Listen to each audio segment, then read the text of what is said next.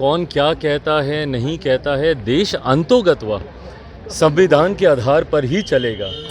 ये देश संविधान के आधार पर चला है, आगे भी संविधान के आधार पर ही चलेगा। बाकी कौन अपनी आस्था के आधार पर, उनका विश्वास किस में है, उसके आधार पर कौन क्या कह रहा है, पर अंतोगत्वा देश का विश्वास और देश सिर्फ और सिर्फ संविधान के आधार पर चलेगा। नमस्कार, आप देख रहे हैं बिहार इन शॉर्ट्स। मैं हूं आपके साथ रोहित। आपको बता दें कि लोक जनशक्ति पार्टी रामविलास के राष्ट्रीय अध्यक्ष चिराग पासवान आज पटना पहुंचे और ऐसे में जब चिराग पासवान से सवाल पूछा गया कि क्या बागेश्वर धाम वाले बाबा यानी धीरेन्द्र शास्त्री का जो हनुमंत कथा का कार्यक्रम चल रहा है उस कार्यक्रम में जाइएगा, तो चिराग पासवान ने साफ साफ कहा है कि मुझे जहां तक पता है कि कल तक वो यहां पर हैं, तो अगर कार्यक्रम बनेगा तो हम वहां पर ज़रूर जाएंगे। तमाम मुद्दे को लेकर क्या कुछ कर रहे चिराग पासवान, पहले आप इस वीडियो में देखिए।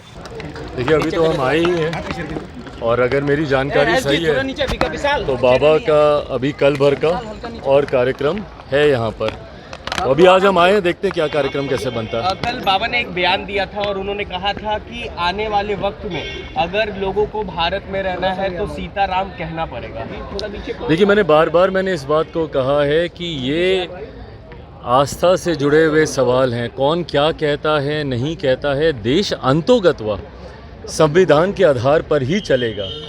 ये देश संविधान के आधार पर चला है, आगे भी संविधान के आधार पर ही चलेगा। बाकी कौन अपनी आस्था के आधार पर, उनका विश्वास किस में है, उसके आधार पर कौन क्या कह रहा है, पर अंतोगत्वा देश का विश्वास और देश सिर्फ और सिर्फ संविधान के आधार पर चलेगा। मुख्यमंत्री और तेजस्वी यादव को भी निमंत्रण दिया गया था, पर तेजस्वी यादव ने कहा कि हम लोग विकास का काम करते हैं, बाबा से मुलाकात नहीं करनी। भाई वो उनकी अपनी सोच हो सकती है। बीजेपी के तेज प्रताप यादव लगातार विरोध कर रहे थे, कह रहे थे एयरपोर्ट पर ही घेराव करेंगे, घुसने नहीं देंगे उन्हें, लेकिन अब वो चुप्पी साधे हुए हैं।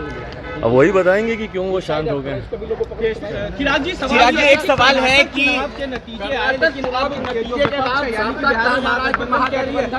महावीर और बजरंगबली के नाम पर कुछ नहीं होने वाला है। बीजेपी का 24 में सफाया हो जाएगा।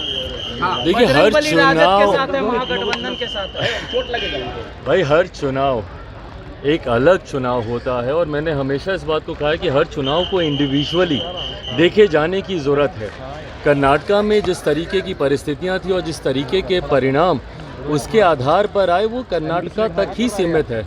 इसका कोई असर 2024 के चुनाव परिणामों पर पड़ेगा नहीं पड़ेगा, मुझे ऐसा नहीं लगता। 2024 में क्या परिस्थितियां रहती हैं, 2024 में क्या माहौल रहता है, किस तरीके से गठबंधन होते हैं, अलायंसेस होते हैं, उनके क्या स्वरूप होते हैं, वो निर्धारित करेगा कि 2024 के परिणाम क्या होंगे। तो अभी आपने देखा जो लोक जनशक्ति पार्टी रामविलास के जो राष्ट्रीय अध्यक्ष है चिराग पासवान, उन्होंने साफ साफ कहा कि कल तक वो यहाँ पर हैं।